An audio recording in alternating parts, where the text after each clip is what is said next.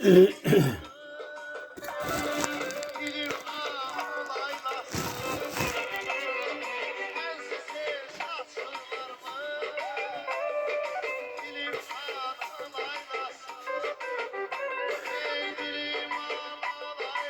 hökmünü verdi zaman.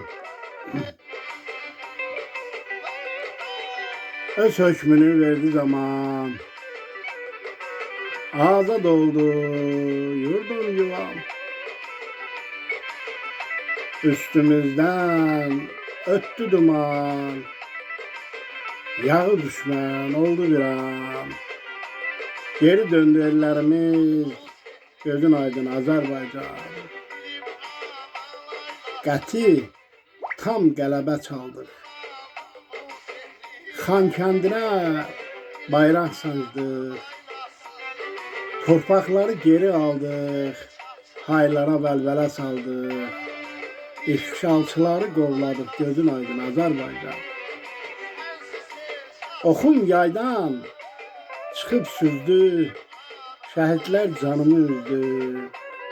Açılıbdır bəndim bərəm. Zəngəzura yol çəkirəm. Mən ordumla müntəzirəm. Gözün aydın Azərbaycan. Günlər keçdi, zaman gəldi. Zəfər göz yaşımı sildi. Tanrı üzümüzə güldü. Qürurum kədəri böldü. Sevincim geriyə döndü. Gözün aydın Azərbaycan. Dağlar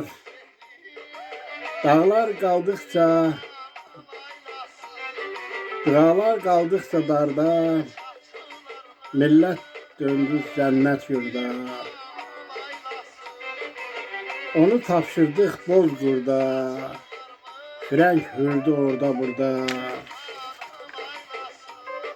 Farslar qaldı intizarda, gözün aydın Azərbaycan.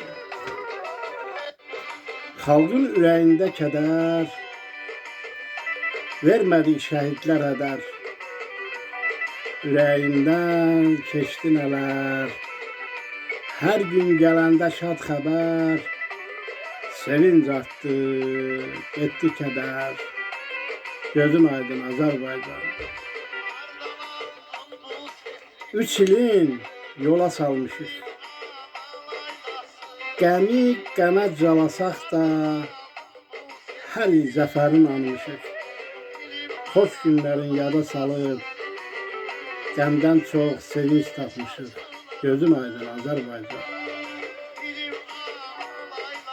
Alxanlının düzlərində, döyüş gedən çöllərində, qıpqırmızı şəhid qanı lalələrlə çıxdı üzə. Bu torpağın şəhidləri müjdələr verdilər bizə. Bu torpağın şəhidləri müjdələr verdilər bizə. Gözün aydın Azərbaycan. Xankəndində tam qələbə. Düşmənləri saldı dərdə. Separatçı ünsürlərin gözləri qaldı bərələ. Öz hökmünü verdi zaman. Gözün aydın Azərbaycan. Öz hökmünü verdi zaman.